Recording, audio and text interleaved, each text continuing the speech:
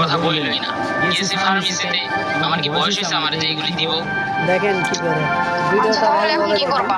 যদি বাচ্চা কাচ্চা হয়ে যায় তখন কি হবে?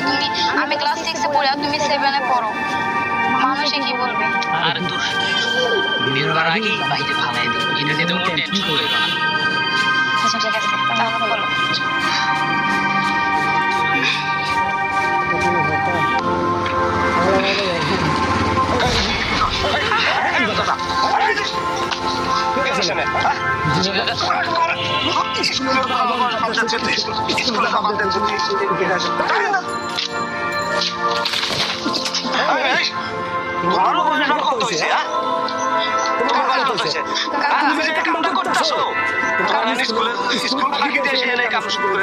কাকা আমার কথা শোন না আগে, আমি এসব করতে চাইনি।